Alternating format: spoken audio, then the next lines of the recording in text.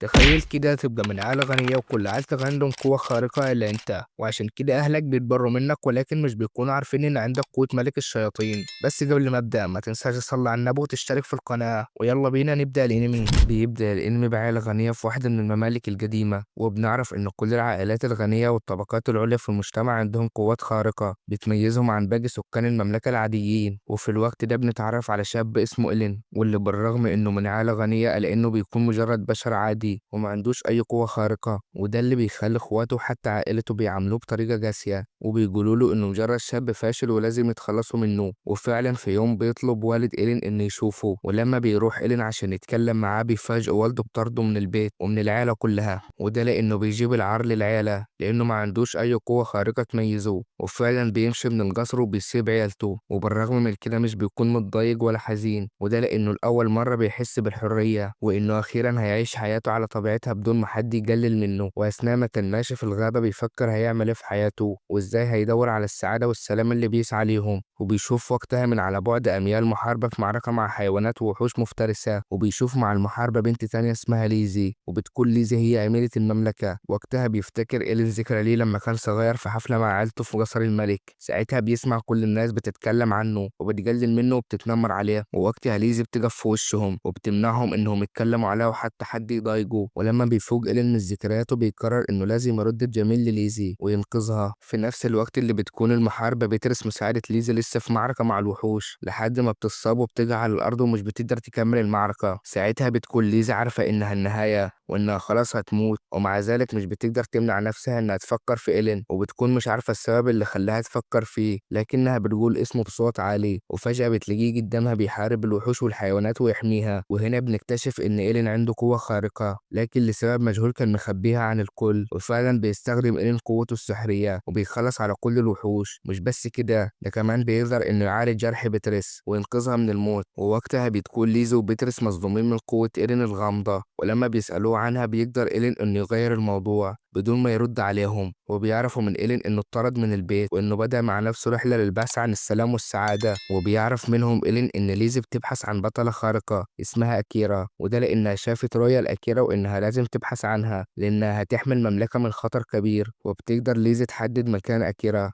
وإنها في قرية على حدود المملكة، وعشان كده بتكون ليزي رايحة تقابلها ولكن الوحوش طلعت عليهم وعشان كده اتأخروا في رحلتهم. فبيقرر إيلين إنه يروح معاهم للقرية وده عشان يحميهم من أي وحوش ممكن تظهر لهم مرة تانية. ولكن الغريب إنه بمجرد ما بيدخل القرية مش بيقابلوا أي وحوش، وبعد فترة بيقابلوا أكيرا اللي بيكون شيخ القرية بيطردها من بيته. فبتروح ليزا عشان تتكلم معها وتعرفها بنفسها وبتسألها ليه شيخ القرية طردها من البيت. ووقتها بتبدأ أكيرا تحكي لهم الحكاية وبتقول لها إنها شافت بنت صغيرة من أولاد القرية بتهرب من شيء مجهول وبتكون مرعوبة، ولما بتسألها عن سبب خوفها بتقول لها إن أهل القرية قدموها قربان للتنين اللي فوق البركان. وعشان كده بتروح أكيرا تتكلم مع شيخ القرية وتعرف إذا كان كلام البنت صحيح، ولكن بيطردها من البيت وبيرفض إنه يتناقش معاها، وده بيخليها تتأكد من كلام البنت وإن أهل القرية عارفين فعلا بموضوع التنين، وكمان بيقدموا له القرابين لأنهم خايفين منه. وساعتها بيفهم إيلين ليه ما شافش ولا وحش من ساعة ما دخل القرية، وده لأن حتى الوحوش بتكون خايفة تظهر في وجود التنين. ولما بتسأل ليزي على البنت بتطمنها أكيرا وبتقولها إنها مخبياها في كهف بعيد وسري، ولكن دلوقتي الأهم هو إنهم يوصل للتنين ويخلصوا عليه. فبتقرر ليزي وبترس إنهم ينضموا ليها، وبتشكر ليزي إيلين لأنه ساعدها لحد ما وصلت للقرية، وبتقول له إنه يقدر يكمل رحلته. لكن إيلين بيرفض وبيقول إنه مش هيقدر يسيب صحابه وهم في خطر، وعشان كده بيقرر إنه يكمل معاهم الرحلة ويحاربوا التنين كلهم سوا.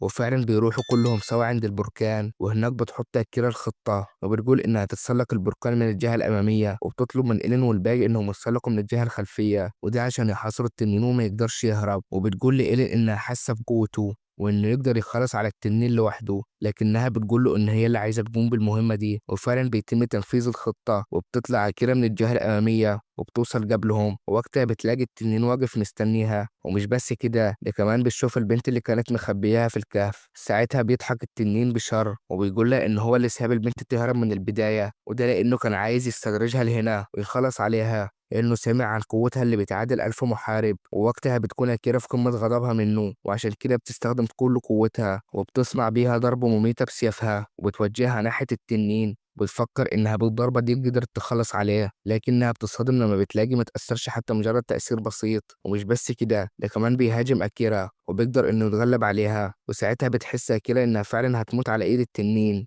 وعشان كده بتستسلم للموت. ولكن فجأة بيوصل إيلين وبيضربه ضربة واحدة من سيفه، بيقدر يسيب التنين ويوجهه على الأرض. وده اللي بيكون التنين مش مصدقه، لأنه مجرد بشر عادي زي إيلين قدر عليه. وكمان الصعب بسببه، لدرجة إن التنين بيواجه إيلين وبيدخل معاه في معركة في نفس الوقت اللي بيكون إيلين حدد فيه نقطة ضعف التنين، وعشان كده بيجمع كل قوة الخارقة وبيضرب التنين الضربة القاضية واللي بسببها بيصرخ التنين. وفجأة بيبدأ يتلاشى تماما وبيتحول لرماد بيطير في الجو. وفعلا بيقدر إيلين إنه يتغلب على التنين لوحده وينقذ كل القرية منه، ولكن بسبب المجهود اللي عمله بيتكسر سيفه وبيغمى عليه. ولما بيفوق بيلاقي البنت الصغيرة جنبه وبتشكره إنه أنقذها، ده غير إنه بيلاقي كل أصحابه حواليه وفخورين بيه وبشجاعته. ولكن بسبب التعب بيغمى على إيلين مرة تانية، والمرة دي لما بيفوق بيلاقي نفسه في الغابة وليزي جنبه، وبتعترف له ليزي إن هي كمان عندها قوة شفاء الجروح وإنها استخدمتها عشان تشفي جرحه. فبيشكرها إيلين على مساعدتها، وبعدها بتقرر أكيرا إنها تفترج عنهم وتكمل رحلتها مع الطفلة لوحدها، واللي بتقرر إنها تهتم بيها بعد ما عرفت إنها يتيمة. وبتتأسف لإيلين إنه سيفه اتكسر بسبب محاربته للتنين، وبتكون عايزة تديله سيفها وبتقول له إنها ضعيفة وما تستحقش تكون محاربة. لكن إيلين بيرفض وبيقول لها إنها محاربة شجاعة وإن لولاها ما كانش قدر يهزم التنين. فبتشكر أكيرا والباقي على مساعدتهم وبتمشي مع الطفلة عشان يكملوا رحلتهم سوا. في نفس الوقت اللي بنروح فيه لعائلة إيلين وبنشوف المساعد هورميس وهو بينقل لهم أخبار موت التنين، وبنكتشف إن عائلة إيلين وخاصة والده كريج وأخوه الكبير برايت هما اللي كانوا ورا وجود التنين في القرية. وده لأنهم بيكونوا عايزين ينتقموا من كل المملكة لسبب مجهول، وبيعرفوا من هورميس إن الأميرة ليزي والمحاربة أكيرا هما اللي قضوا على التنين، وكان معاهم شخص كمان لكنه مجهول ومش عارفين يوصلوا له لحد دلوقتي. فبيؤمروا برايت إنهم يبحث عنهم في أسرع وقت وكمان يعرف مكانهم عشان يخلصوا عليهم. وبعدها بنرجع لإيلين وليزي واللي بتقرر إنها تاخد القرية اسمها إلف، وده لأن فيها صديقة ليها اسمها نويل صانع السيوف محترفة. وبتعرف ليزي إن زي ما السيف بتاعه اتكسر بسبب إنه كان بيساعدها، فهي لازم تصنع له سيف جديد عشان تشكره. فبيوافق إيلين بدون ما يعترض.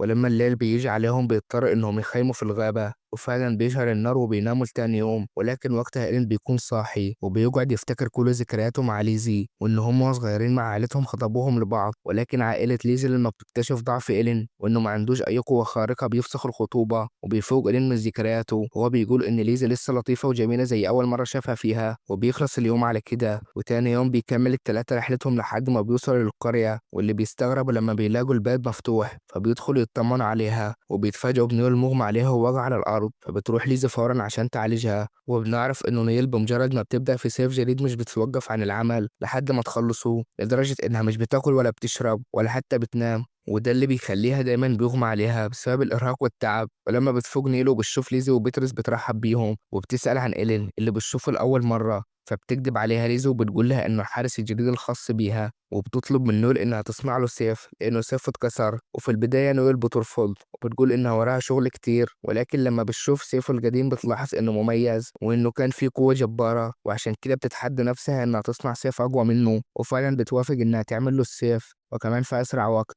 وعشان كده بتطردهم من بيتها عشان تعرف تشتغل بهدوء. فبيضطروا إنهم يرجعوا للمدينة عشان يلاقوا مكان يقعدوا فيه. ووقتها بنشوف ساحرة اسمها ميلين قاعدة على الشجرة وبتكون قوة سحرها هي التخفي، وعشان كده بتراقب كل اللي بيحصل ودون ما حد يشوفها. وبنعرف إن ميلين بتشتغل مع هرمس، وعشان كده بتروح تقول له إنها شافت ليزي وشافت معها الشاب اللي كان بيبحث عنه. فبيروح هرمس وقتها عشان يتكلم معاه وبيلاقيه في واحد من المحلات بيبيع جلد التنين. ساعتها بيسأله لو كان هو اللي قضى على التنين بنفسه، وبيكذب على إيلين وبيقول له إنه رحالة وإنه بيحب يسمع المغامرات الغريبة. فبيصدقوا إيلين وبيجاوب عليه وبيقول له إنه كان مع أصحابه وهم اللي ساعدوه في التخلص من التنين. وبعد ما بيمشي هرمز بيقول لميلين إنه مجرد شاب عادي وإنه أقل من إنهم يخافوا منه أو يشوفوا منه أي خطر. وبعد فترة بتخلص نويل أخيرا سيف إيلين وبتصمم إنه يجرب السيف قدامها، وعشان كده بيروح سوا للغابة عشان يصطادوا. ووقتها بيقابلوا هرمس وميلين للمرة التانية، ولحسن الحظ إنه نيل بتلحقهم منه قبل ما يستجوبوه مرة تانية. ولكن هرمس مش بيسكت وبيبعت ميلين وراه عشان تراقبه. وفي الوقت ده بيكون إيلين ماشي مع نيل في الغابة وبيسألها ليه اتعلمت صناعة السيوف بالرغم إنها مهنة صعبة، فبتحكي له عن طفولتها وإنها يتيمة وما عندهاش أهل، وفي مرة كانت تعبانة ومغمى عليها في الغابة وكانت فاقدة كل ذكرياتها،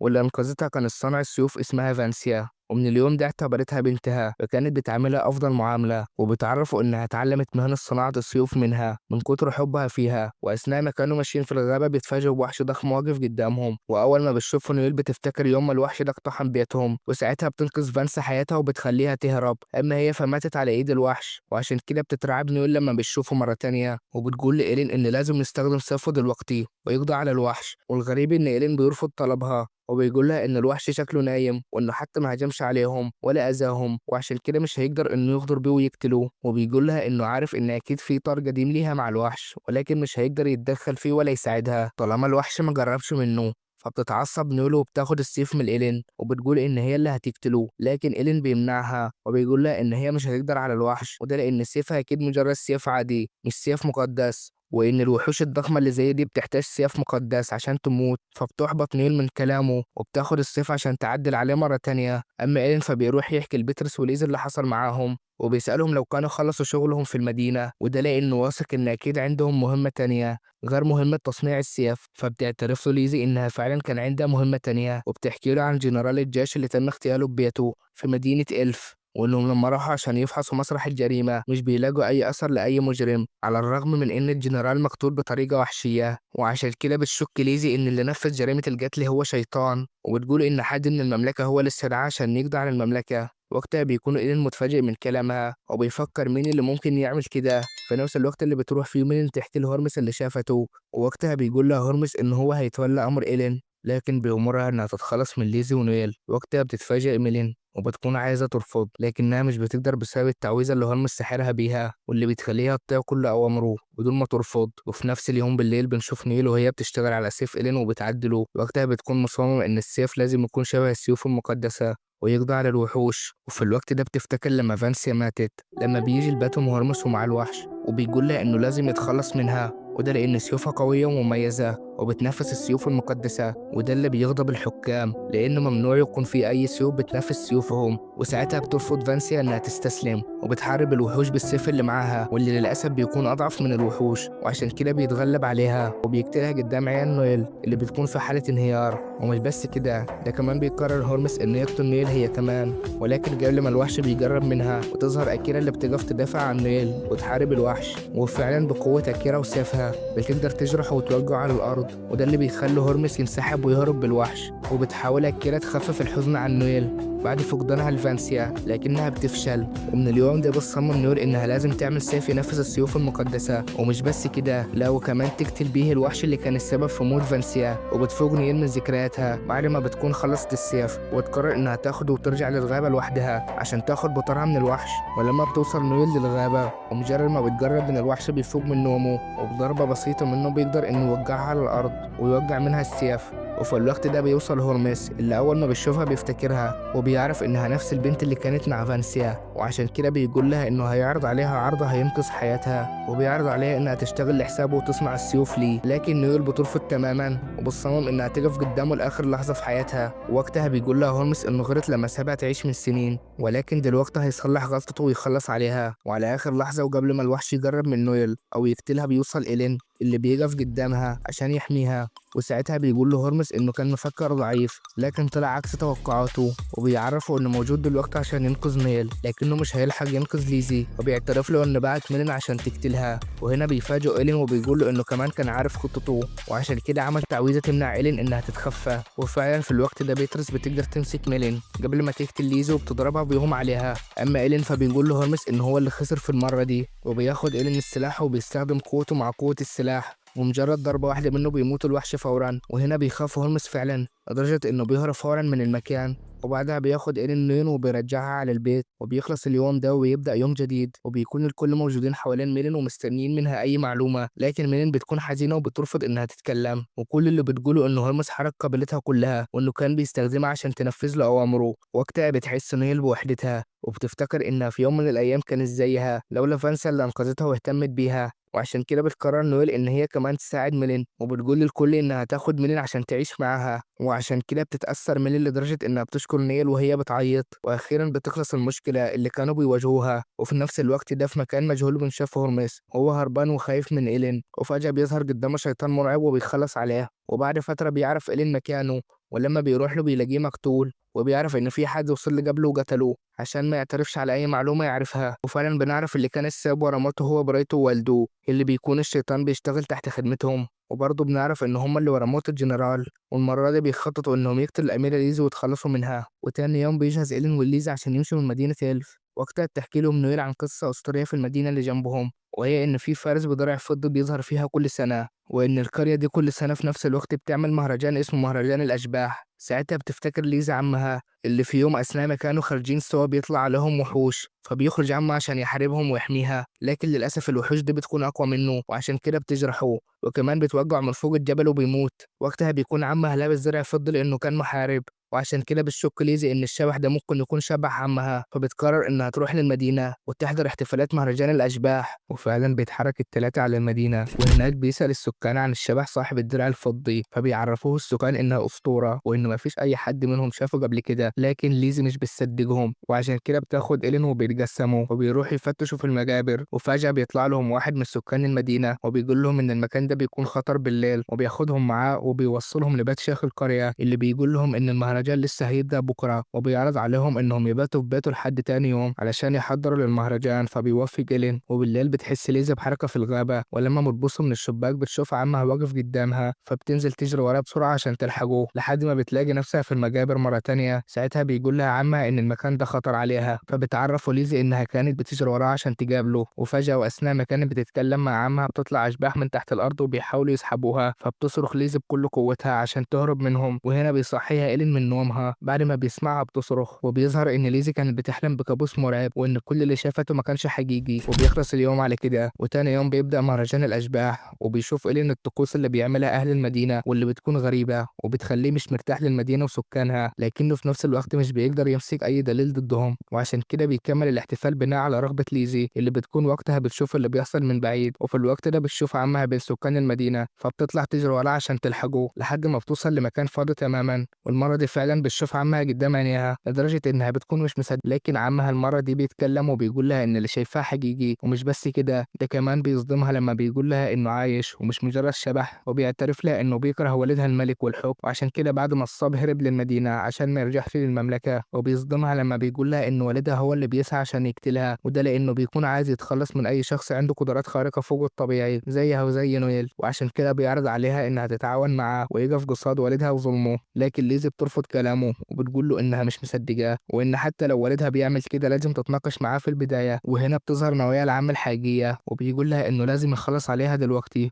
وقبل ما يقتلها العم بسيفه بيكون إيلين واقف قدامها وبيحميها، وبيقول تعويذة على العم بتخلي تعويذة الشيطان اللي كانت مسيطرة عليها تتكسر. وهنا بيرجع العم لحالته الطبيعية وبيتأسف لليزا على الكلام اللي قاله، وبيقول لها إنه الشيطان هو اللي كان متحكم فيه وبيجبر يقول كده، وبيعترف لها إنه فعلا شبح وإنه كان محبوس في القرية دي بسبب التعويذة. لكن بعد إيلين ما كسرها خلاص هو اتحرر، وبيقول لهم إنه ما بقاش عنده وقت طويل قبل ما يختفي، وعشان كده بيطلب من إيلين طلبان قبل ما يمشي. والطلب الأول هو إنه يحمي ليزي، وبيقول له إن ليزي طيبة وبريئة ومحتاج حد يحميها دايما. أما الطلب التاني فهو إنه يدخل معاه في مبارزة. ساعتها بتكون ليزي مستغربة طلبه، لكن إيلين بيقول لها إنه عارف السبب وإن العم عايز يعرف مدى قوته عشان يطمن إنه هيقدر فعلا يحميها. وفعلا ده اللي بيكون العم بيفكر فيه، وبيقدر إيلين إنه يظهر قوته وينتصر عليه. وبيقضي العم آخر لحظاته بين إيدين ليزي، وهو بيقول لها إنه كان بيعتبرها بنته وإنه كان بيفرح في كل مرة لما بيشوفها، وبيقول لها إنه دلوقتي هيكون مرتاح لأنه أخيرا في حد أقوى منه هيحافظ عليها ويحميها من بعده. وبتختفي روح العم وبتعيط ليزي على فراقه للمرة التانية. وبالليل بيروح شيخ القبيلة يسأل إيلين إزاي اكتشف سر القرية، فبيقول له إنه اكتشفها من أول ما دخلها، وإنه من أول لحظة عارف إن كل اللي في القرية أموات، ولكنه ما كانش يعرف إن هو اللي بيتحكم فيهم وبيحركهم بإرادته. ساعتها بيقول له شيخ القرية إنه لازم يخلص عليه لأنه عارف سرهم. وفجأة بيطلع أشباح كتير من تحت الأرض وكلها بتتجه ناحية إيلين عشان تهجم عليه، لكنه بضربة واحدة من سيفه بيقسمهم كلهم نصين وبيخلص عليهم حتى بشيخ القرية. ووقتها كل الأرواح بتختفي ومش بيفضل من شيخ القرية غير قطع بلورية كريستالية، فبياخدها وبيخلص اليوم على كده. وفي اليوم ده بيكملوا إيلين وليزا رحلتهم، وفي الطريق بيفكر في البلورة اللي معاه وبيقول إنه متأكد إنها تخص برايت، وده بيخليه يشك إن برايت هو اللي ورا موت كل سكان القرية زي ما بيشك إن هو كمان سبب موت الجنرال. وفي الوقت ده بيجي ليزي اتصال من المملكة وبنعرف إن الجنرال رجع المملكة وإن خبر اغتياله كان خبر كاذب، وده اللي بيخلي التلاتة في حالة صدمة شديدة، خاصة إيلين اللي بيحس إن في حاجة كبيرة بتتدبر ضدهم، وده بيخلي إيلين يشك في براءة أخوه أكتر. ووقتها بيفتكر إيلين ذكرياته يوم وفاة والدته، اليوم اللي من بعده اتغيرت حياته تماما، لأن والدهم كان مصمم إن المملكة هي السبب في موت زوجته، وعشان كده كان بيسعى بكل شكل من الأشكال إنه ينتهي من المملكة. ووقتها كانت قوة إيلين الخارقة بدأت تظهر، وفي نفس الوقت ده بنشوف أكيرا اللي بتكون وصلت المملكة مع الطفلة اللي اتبنتها، وأثناء ما كانوا ماشيين في شوارع المملكة بيطلع عليهم جنود جيش الشيطان اللي بيكونوا عايزين يتخلصوا منها بسبب قوتها الجبارة اللي هتسبب لهم مشاكل، وبيهددوها بالطفلة وبيعرفوها إنه في ختم على رقبتها، وإن الختم ده كان موجود على رقبة كل سكان قريتها، وبمجرد ما يقولوا عليها التعويذة هتتحول الطفلة لقنبلة احتمال تنفجر في أي وقت. وعشان كده بتخاف الطفلة على أكيرا وبتزجها بعيد عنها عشان تحميها، لكن أكيرا بترفض تسيبها وبتقرر إنها تفضل معاها حتى لو هيموتوا سوا. وبعدها بنشوف قائد الجيش إدوارد وهو رايح لقصر رئيس الوزراء، وده بعد ما عرف بخبر رجوع الجنرال اللي اتقال إنه اتقتل، ولكن في الطريق بيقابل رئيس الوزراء فبيستغرب إدوارد عن سبب وجوده في الشارع في الوقت ده وكمان بدون حراسة. ووقتها بيقول له رئيس الوزراء إنه عايز يقول له على معلومات مهمة وبيطلب منه إنه يمشي معاه لوحده بدون حراسة، فبيوافق إدوارد وبيمشي معاه لوحده لحد ما بيوصل البيت مهجور. ووقتها بيتفاجأ إدوارد إن رئيس الوزراء اختفى من المكان، وده بيخليه يستغرب وما بيفهمش إيه اللي بيحصل لحد لما بيلاقي كريج والد إيرين وبرايتي قدامه، وبيظهر إن الاتنين بينهم معرفة قديمة، وعشان كده مش بيقلق إدوارد لما بيشوفه، لكنه بيبدأ يقلق لما بيلاقي كريج بيطلع سيفه وعايز يحاربه، فبيطلع إدوارد سيفه هو كمان وبيبدأ مبارزة معاه وهو حتى مش فاهم السبب، لحد ما بيقول لكريج إن هو هينتقم من كل واحد من المملكة وهيخلص عليهم كلهم. ووقتها بتبان فعلا قوة كريج اللي بتتغلب على إدوارد، ومش بس كده ده كمان بيجرحه جرح خطير وبيحضر نفسه إنه يقضي عليه تماما، لكن على آخر لحظة بتتدخل أكيرا اللي بتكون لسه واصلة، ووقتها بيتصدم كريج لما بيشوفها لأنه بيكون بعت جنود الشيطان عشان يخلصوا عليها. ساعتها بنرجع فلاش باك للي حصل معاها وبنعرف إن التعويذة ما أثرتش على الطفلة. وقتها بتفتكر أكيرا كلام إيلين لما قال لها إنه عدل على الختم اللي على رقبة الطفلة. وسط كل ده بيحصل بنشوف برايته هو في بيت رئيس الوزراء، وبنعرف إن برايته تتحكم بقوته في روح الجنرال ورئيس الوزراء وبيخلوهم يطلعوا يتكلموا مع الشعب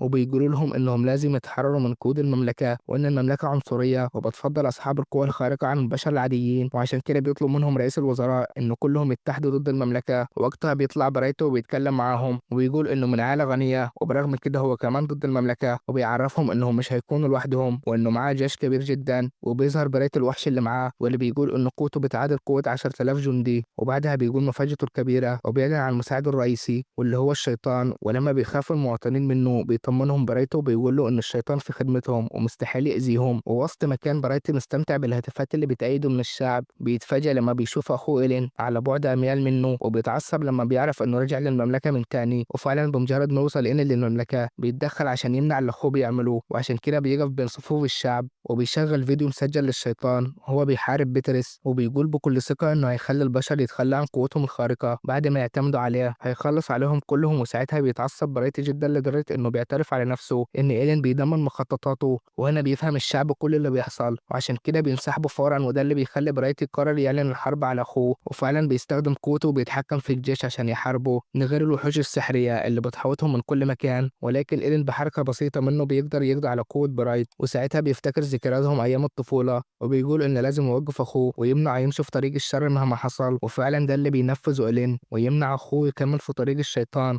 وفي نفس الوقت ده بتكون أكيرا وإدوارد لسه بيحاربوا في كريج، ولما بيحاول إدوارد يفوق ومش بيسمع له نهائي وبيقول له إنه زوجته راحت من إيده بسبب المملكة اللي لازم الأغنياء فيها يكون عندهم قوة خارقة، وإنهم لو كانوا في حالة بسيطة كانت زوجته هتعيش، ولكن بسبب ضعفها ما تقدرش تستحمل ولادة بطل بقوة خارقة لدرجة إنها بتفضل لسنين بعدها مريضة لحد ما بتموت. وبعد كل ده بيطلع إيلين مجرد بطل ضعيف وما عندوش أي قوة خارقة، وبيكون كره المملكة مالي قلب كريج وكأن هي السبب في موت زوجته. وساعتها بتظهر قوة كريج الشيطانية اللي قوة أكيرا وإدوارد متحدين مش بتقدر عليها، وساعتها بيعرف إدوارد إن الشيطان هو اللي متحكم في كريج وعشان كده بيحاول يفوقه، وبيقول له إنه لو استمر في استخدام قوة الشيطان مش هيعرف يرجع لطبيعته والشيطان هيسيطر عليه. ولكن كلام إدوارد ما بيفرقش معاه وبيستمر في مهاجمته ليهم لحد ما قوته بتقضي على قوة إدوارد تماما، وبيقتل كريج بدون أي رحمة وبيصرخ وبيقول إنه هيقضي على أي حد بيعترض طريقه. وفي اللحظة دي بيوصل إيلين اللي أول ما بيشوفه كريج بيقول عليه الفاشل وبيكون مش مهتم بيه لأنه عارف إن إيلين ضعيف ومش هيقدر عليه، لكن من أول هجوم لإيلين عليه فعلا بيأثر في قوته وده بيخليه يستغرب من تغير إيلين المفاجئ وبيعرف إنه دلوقتي قدام خصمه مش سهل، وعشان كده بيستخدم كل قوته ضد ابنه لدرجة إنه قوته بتغطي على المملكة كلها. وساعتها بيكون إيلين بيدافع بيدافع عن نفسه بصعوبة، وهنا بيفتكر كل ذكرياته مع والده، وبيفتكر الحب اللي كان بيحبه لوالدته وإنه اتغير تماما بعد ما ماتت، وساعتها بيحس بشفقة ناحية والده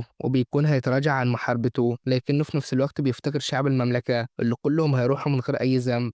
وعشان كده بيدوس على قلبه وبيقرر إنه يكمل في محاربة والده، وفعلا بيعرف نقطة ضعفه وبيضربه فيها بكل قوته، وهو بيتأسف لوالده وبيقول له إنه كان لازم يعمل كده عشان ينقذه من الشيطان وينقذ المملكة من شره. ومن بعد ضربة إيلين بتنتهي قوة كريجي تماما وبيتحول لرماد بينتشر في الجو، وآخر كلمات بيقولها إنه سعيد لأنه هيقابل زوجته من تاني. وبينتهي يوم من أصعب الأيام اللي بتمر على إيلين وعلى المملكة، وتاني يوم بيقرر الملك إنه يكرم إيلين بسبب عمله البطولي اللي أنقذ المملكة، وعشان كده بيمنح لقب الدو ده غير الامتيازات اللي بيمنحها ليه. لكن إيلين بيرفض اللقب بكل احترام وبيقول للملك إنه مش هيفضل في المملكة، وده لأنه عايز يكمل رحلته اللي بيبحث فيها عن السعادة. وفعلا بيروح إيلين عشان يجهز نفسه ويكمل رحلته مع أصحابه، وساعتها بيتفاجأ بليزي بتجري عليه وبتقوله إن هي كمان هتمشي معاه من المملكة بعد ما اتنازلت عن لقب الأميرة عشان بس تكمل معاها الرحلة. فبيفرح إيلين إن ليزي هتكون موجودة معاه، وبينطلقوا الكل سوا في طريقهم برا المملكة. وفي يوم بيحلم إيلين بذكريات من حياته السابقة اللي برضه كان فيها محارب شجاع واللي بسببها اتصاب في معركة إصابات خطيرة أدت لموته. وقبل ما يموت بتكلمه الساحرة هنريت واللي كانت مساعدته، وبتعيط وهي بتقوله إنها مش لاقية طريقة تنقذه بيها، وبتتأسف له على اللي حصل له وبتقوله إن مش ده السبب اللي هي عشانه منحت قوة الأبطال. ساعتها بيقول لها إيلين إن اللي هو فيه ده مش بسببها بل بسبب عنده اللي دايما بياخده للمخاطر، وبتقول له هنريت إنه كان بطل وإنه أنقذ حياة ناس كتير من الموت وكان زي ما بتتمنى، وعشان كده بتقول له يتمنى أمنية وهي هتحققها له مهما كانت. ساعتها بيطلب منها إيلين إنها تهب له حياة جديدة في المستقبل، وفعلا ده اللي بتعمله هنريت. وفي الوقت ده بيفوق من الحلم وبيكون مش عارف ايه اللي خلاه يرجع يفتكر ذكريات من حياته القديمة، وبينزل إيلين وبيتجمع مع أصحابه على الفطار، وبيلاقي إن كل واحد منهم عايز ينجز مهمة معاه، زي نويل اللي بتقوله إنه لازم يجرب السلاح الجديد اللي هي صنعته، وليزي اللي بتعرفه إنه كان وعدها إنه يخلص معاها أوراق شغلها. أما إيلين فبتقوله إنها عايزة تخرج معاه، وبسبب كل ده بيتوتر إيلين ومش بيكون عارف يعمل إيه ولا إيه، ولكن برغم الفوضى اللي في حياته لكن بيكون مبسوط بيها، وعشان كده بيقول للكل إنه عايز يسافر لإمبراطورية فيكتور وبدون تردد، وبيتفق الكل إنهم يسافروا معاه.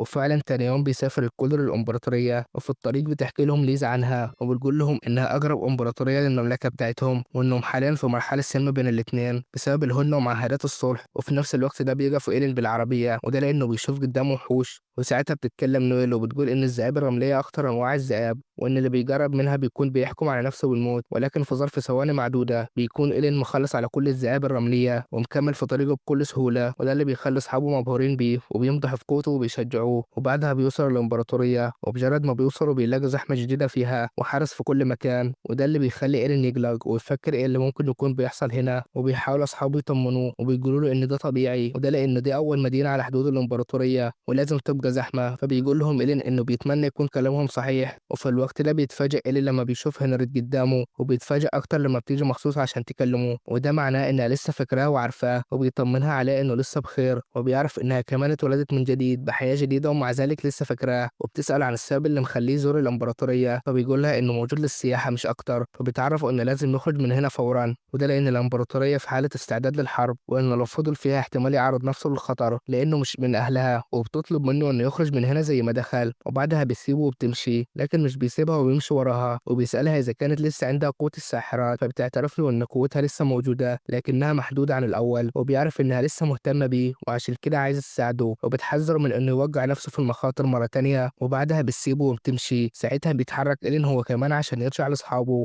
ولكنه في الطريق بيشوف الحراس وهما بيجروا ورا مجرم وعايزين يمسكوه، وعشان كده بيقرر يساعدهم ويوقع المجرم على الأرض عشان يأخر الحراس ويجوا يقبضوا عليه. لكن بيحصل شيء غريب ومختلف تماما لأن المجرم بيبدأ يخرج منه طاقة شيطانية غريبة، وبعدها بيموت فورا. ولما بتوصل قيادة الحراس وبتشوفه ميت بتتهم إيلين إن هو اللي قتلوه، وبتكون عايزة تقبض عليه خاصة لأنه مش من شعب الإمبراطورية، فبيحاول إيلين إنه يفهمها إن هو مات لوحده وإن كان في طاقة شيطانية مستحوذة عليه لكنها مش بتسمعه. ووقتها بيكون إيلين في حيرة ومش عارف يتصرف لأن لو وافق يتقبض عليه هيعرض حياته وحياة أصحابه للخطر خاصة في ظروف الإمبراطورية الحالية، أما إذا هرب فهيثبت التهمة عليه وهيبقى من المطلوبين، وبرضه هيعرض حياته وحياة أصحابه للخطر. وأثناء ما كان بيفكر بيتفاجئ بميلين بتمسك إيده وبتستخدم قوتها السحرية وبتخفيه وبتخفي نفسها وبيهرب بسرعة من قدام الحراس. تاخده ميلين لمكان سري تحت الأرض وبيشكرها إيلين وبيسألها إزاي عرفت إن هو في خطر، وفي وفي الوقت ده بيظهر باقي أصحابه معاهم هنريت اللي بتقول له إنها كانت معدية وشافت أصحابه بالصدفة واقفين لوحدهم وهو مش موجود معاهم، وعشان كده حست إنه ورط نفسه في مشكلة جديدة فبحثت عنه لحد ما لقيتوه. وهنا جه دارميلين عشان تساعده وبيتعرفوا إن الحراس هيبحثوا عنه في كل مكان وإنه خلاص ما بقاش يقدر يهرب من الإمبراطورية. ووقتها بيكون إيلين محتار ومش عارف يتصرف ولا يستخبى فين هو وأصحابه، وعشان كده بتعرض عليهم هنريت إنهم يروحوا معاها القصر بتاعها فبيوافقوا فورا. وفعلا بيروحوا الكل لهناك وبياخدوا راحتهم جدا وبيكونوا مبسوطين بالمكان، وده لأن هنريت بتكون عايشة في القصر لوحدها بعد ما أهلها توفوا.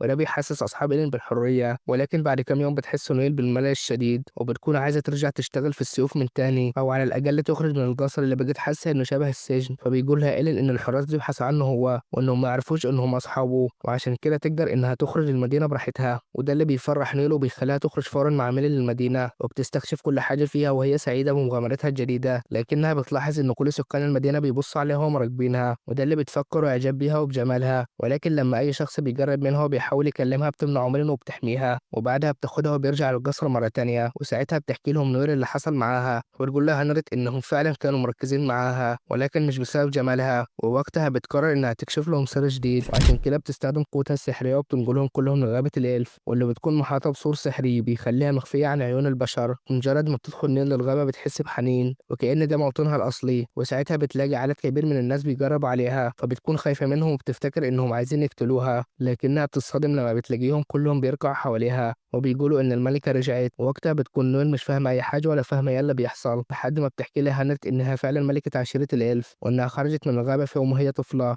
ومن بعدها اختفت وما قدروش يوصلوا لها. ووقتها بتكون نويل مش مصدقة اللي بتسمعه، لكن بيأكد على كلامها واحد من كبار القبيلة اللي بياخد نويل والباقي في جولة في الغابة وبيعرفها على القبيلة وبيحكي لها عنهم وإزاي حياتهم كانت صعبة من بعدها. مش بس كده، ده كمان الأطفال بترحب بيها في أي مكان بتروح فيه وبيستمر الوضع ده لحد بالليل. وقتها بتتجمع كل القبيلة وبتقعد حوالين نويل، وساعتها بيكون إيلين بيراقب كل اللي بيحصل من بعيد لحد ما بيجي واحد من القبيلة وبيقعد معاه وبيقول له إن الكل مهتم برجوع الملكة لأنهم بدونها ملهمش أي فايدة، وبيعرفوا إنه محدش يقدر يتجوز أو يخلف بدون موافقة الملكة، وعشان كده قعدوا سنين بدون ما يخلفوا طفل واحد وده كان هيسبب في انقراضهم. وبيحكي له عن مساعدة هنريت ليهم طول السنين اللي فاتت وإن هي اللي كانت بتهتم بيهم وكانت بتجيب لهم كل الأدوات اللي ممكن يحتاجوها عشان يعيشوا. ومش بس كده، كمان كانت بتحاول تلاقي ليهم حل عشان يقدروا يعيشوا بشكل طبيعي، وعشان كده بتقترح عليهم إنهم يتفتحوا على الثقافات التانية ويخرجوا للمدينة. وبيقولوا إن هانرت طيبة لدرجة إنها بتطلب منهم إنهم يهتموا بأطفال الشياطين، فبيستغرب إيلين طلب هانرت الغريب منهم. وفي آخر اليوم بتجتمع نويل مع أصحابها وهي محتارة وبتكون مش عارفة تاخد قرار ولا فاهمة التغير المفاجئ اللي حصل في حياتها. وقتها بيحس إيلين بحيرتها وعشان كده بيطلع هو وباقي أصحابه عشان يناموا وبيسيبوا نويل لوحدها عشان تقدر تفكر بشكل سليم. وساعتها بيروح إيلين يسأل هانرت عن السبب اللي خلاها تطلب من قبيلة الليف تهتم بأولاد الشياطين، فبتحكي له إن في أطفال بشرية والدهم يبقى شيطان وإن الأطفال دي منبوذين من صغرهم برغم إنهم مش بيأذوا حد، وعشان كده كان لازم تلاقي لهم مكان آمن يعيشوا فيه بدل العذاب اللي بيشوفوه في المدينة كل يوم. فبيفهم إيلين وجهة نظرها وبيعرف إنها لسه بتهتم بكل اللي حواليها، وبيخلص اليوم على كده. وتاني يوم بتكمل نويل جولتها في الغابة والمرة دي بتروح لأماكن جديدة فيها، وساعتها بيجي اتنين من أطفال الشياطين عشان يرحبوا بيها وبيدوا لها هدية. لكن وقتها بيظهر طفل من أطفال القبيلة وبيتخانق معاهم وبيقول لنويل إنهم شياطين ووحوش ولازم تبعد عنهم، وكلامه بيخلي واحد من أهل القبيلة يتعصب عليه ويزعج له، عشان كده بيمشي الطفل وهو متضايق وبيخرج بره للمدينة. فبتروح هانرت وراه وبتقول له إن أطفال الشياطين طيبين وإنهم مش بيؤذوا حد، وعشان كده بتطلب منه إنه يديهم فرصة يحبهم وبتسيبه يفكر في كلامها، لكنها بتقول له ما يتأخرش ويرجع للغابة. وفعلا بيقتنع الطفل بكلامها وبيقرر يرجع للغابة مرة تانية، لكن وقتها بيصطدم لما بيلاقي فارس من جيش الإمبراطورية بيهدده بالسيف وبيقول له إنه لازم ياخده للغابة ويعرفوا مكانها وإلا هيخلص عليه. فيا ترى هيقدر يوصل الفارس للغابة ولا عايز يوصل لهناك، وهل ده هيسبب خطر على قبيلة ونيل وأصحابها؟ ده اللي هنعرفه في الجزء التاني من مسلسلنا. وهنا بيخلص مسلسلنا النهارده. ما تنساش تشترك في القناة وتفعل زر الجرس عشان يوصلك كل جديد، ويلا سلام.